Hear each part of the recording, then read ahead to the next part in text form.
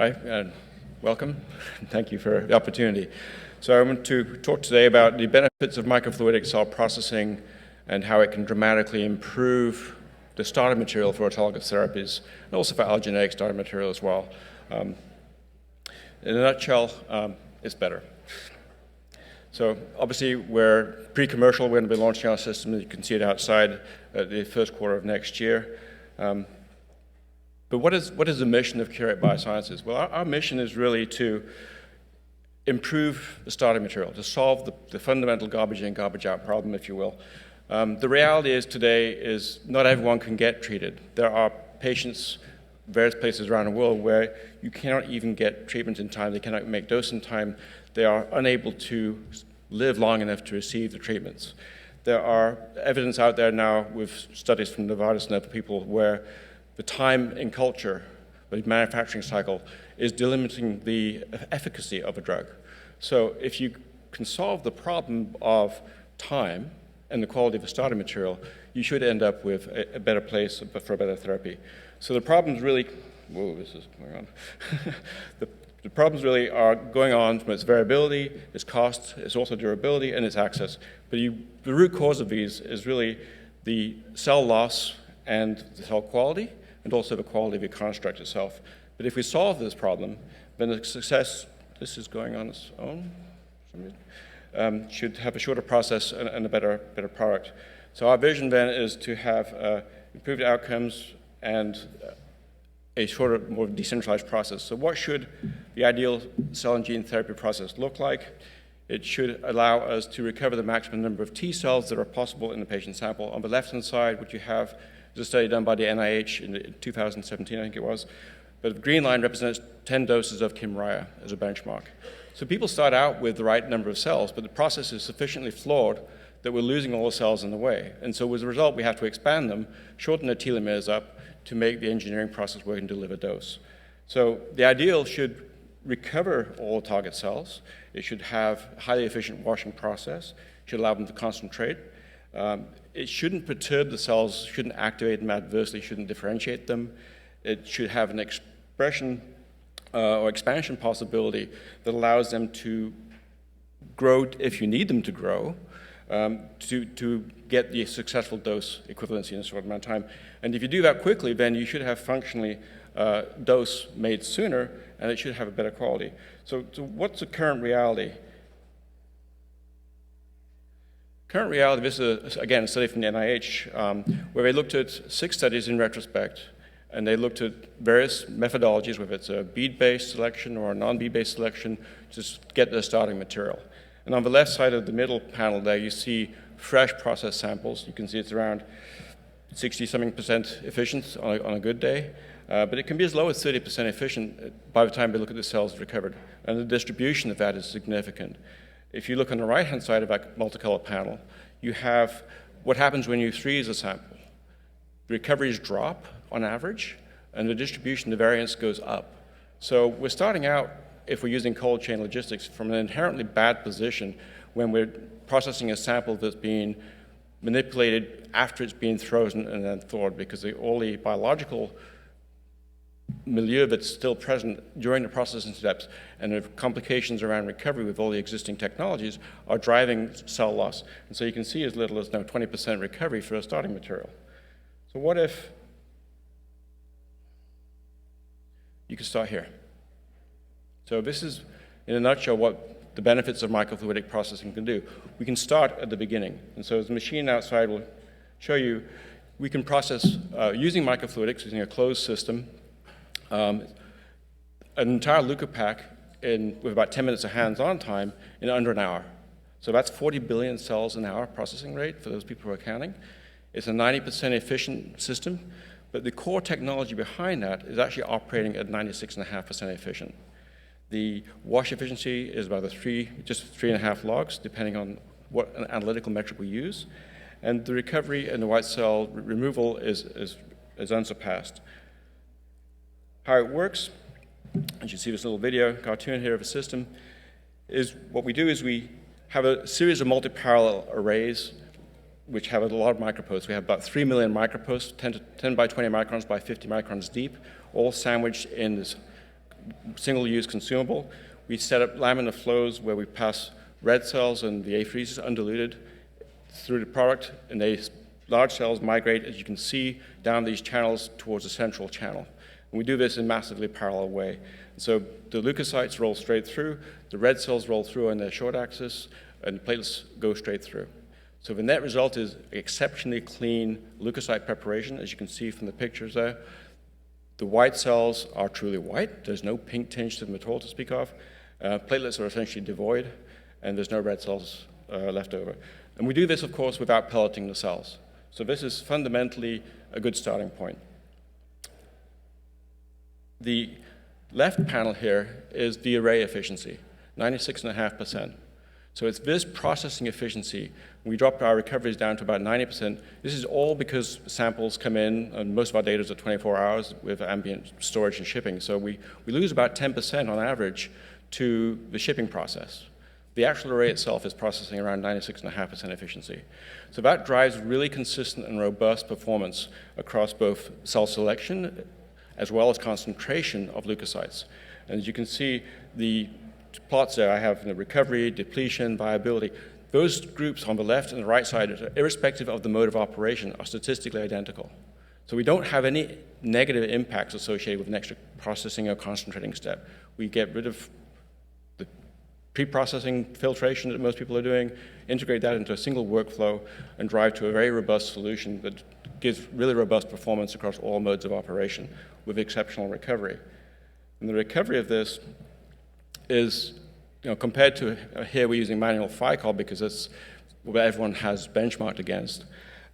We get about twice as many cells in this particular study of T cells. We actually see more than twice as many. And this is because a FICOL, when you make a FICOL preparation, you get rosette formation, and you get naive cells dropping through into the granulocyte interface. And so what we've done with microfluidic processing is essentially eliminate the need to co-locate the cells based on density. We separate basis off size, and that allows us to have an exceptionally clean product. You can see on the purity side, less red cells and less platelets. We've actually seen as much as 32-fold fewer platelets from some of our test evaluation sites. In addition to this phenomenal recovery, it's unparalleled, and then purity, we also see biological benefits. So I talked about rosette formation. We are not actually seeing the naive cells and central memory cells pass through in the rosette forming process. So we recover, as mentioned, more than twice as many of the T cells. And the T cells, of course, are the naive and central memory are what matter for a CAR T preparation. And so this has been consistent. We have more CD4 cells, more naive cells, and we get better washing. So this is the washing data. 3 logs we spiked in this example, baculovirus into whole blood. We've also looked at fluorescinated albumin and not separated out the free fluorophore, get a very efficient washing. And the benefits of this washing, in addition to removing the co-stimulation that comes out of platelets being around, is less activation. So this is looking at CD69 on T cells as an example. So half as much activation of cells. So we get you the maximal recovery of the T cells, the most quiet cells possible to begin the next step in the engineering process. So when you think about a CAR T process in particular, we just heard about the importance and relevance of Tregs. Because of removing the platelets and preventing the co-stimulation, you're preventing, and you're also removing highly efficiently the TGF-beta, all the other pro-inflammatory molecules that are present in even just an hour of incubation in a FICOL presentation. So we have data, I'm not showing it here, but we have data proving that that add-back is enough to cause premature differentiation of T cells. So if we remove that by efficient washing, we prevent the generation of Tregs, which then take more naive cells away from the Treg pool, prevent the expansion of more Tregs from the self-renewal prospect of Tregs, and then you also have the benefit of having less of the Tregs impeding the expansion of the T cells. So we get better quality product sooner, so we have more cells coming in and less Treg generation. The other nice thing about a nice clean wash is that cells are better transduced. So microfluidic processing really allows us to eliminate all the platelets, which will naturally take up the virus when you introduce it, if there's any residual platelets still there. But we do this without losing cells in the first place. So we have more cells that you can put virus onto. So this on the top panel is looking at a GFP, lentiviral GFP construct, where we see 50% or more advantage even at day 6, but we don't need to go that long, and I'll get to the punchline in a second. We've also shown here that we process cells and we freeze them, ship them to a collaborator over in Maryland at Dr. Tanakovic's lab.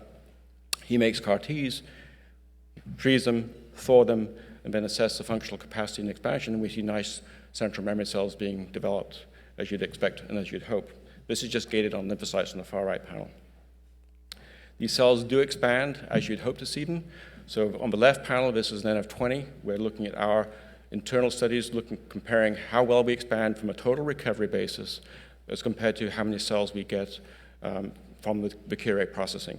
And the green line, again, is the Kim-Ryan line. So we start out with recovering 10 doses equivalency. So this speaks to the need to do I even need to expand these cells? I'm not sure. But on the right-hand side, you have a sample that we sent to Dr. Tanakovic's lab, where you can see actually that in this particular example, the cells expanded preferentially compared to the FICOL. So we're seeing good expansion, good recoveries, less perturbation of activation, better washing, and we also see good kill. So this is following on the story from Dr. Tanakovic's sample, where we're going from the clean and freeze, if you will, from the clean all the way through to the patient journey. The cells are fully functional, they kill with luciferase assays, they're specific based on the ELISpot data, and they're releasing the normal kinds of cytokines you'd expect to see. The nice thing about all of these synergies is that we will have recovered all the cells, prevented the degradation of premature differentiation and the loss of cells going to an energic process. We'll have complete transduction, more efficient transduction, and that will allow people to make dose sooner.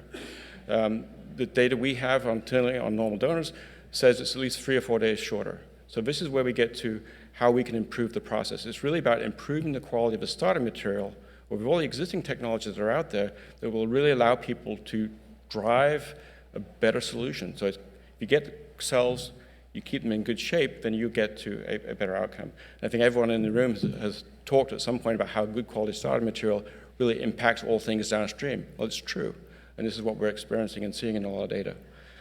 So in summary here, we prevent the damage associated with current processes based upon density-based separations. And that highly efficient microfluidic processing addresses the pro-inflammatory cascade, it addresses the cell loss, the bias of cell loss according to density-based approaches, and that has benefits on transduction and expansion, and the killing is not affected, as you've just seen. So our thought is that we solved the vast majority of the problems that are coming out of the variability, the cost, and therefore the access to patients should be improved if you adopt this technology. And increasingly, it's evident with the Treg story and the shorter time in culture that we may even have an impact on the durability of the treatment itself. So on the right-hand side, you see the distribution of samples of this N of 50 approximately compared to the FICOL arm in the direct comparisons. And so if you're going to develop a manufacturing process, do you want to start at 12%, or do you want to start at a minimum of 73% recovery? Now, it's not just me saying this. We've done this with external collaborators. And on the screen here, you see a 4-way split done by a CDMO, who I can't identify, and the technology you can see there on the screen are probably self-evident to everybody. But you can see our microfluidic separation, deterministic separation at the top, clearly is unparalleled in terms of its ability to recover the cells. And you can see from the product, it's very, very clean. But the important thing is this is very, very easy to use. The customer has to make an addition of an enzyme for a pretreatment protocol. They run the sample by adding volume, adding the cell counts, accessioning the system, pressing a button. And that is all they have to do. At the end of the hour-long process, you end up with a cell product that is unparalleled in terms of quality, recovery, and its ability to be used for next steps. So our vision, therefore, is to drive this to a point-of-care solution. So the right thing is to protect the patient sample. So by having the patient first in your mind versus a selfish interest around preservation of workflows in people's schedule, the right thing to do for the patients is to actually have a freeze collection followed by a cleanup and then a freeze, and then do whatever logistics makes sense. This will allow people to get the very maximum out of their patient sample. So with that, I'd like to close. Say thank you.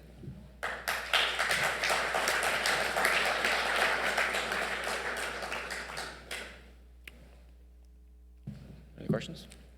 Or I'm out. Guess I'm out of time. Okay.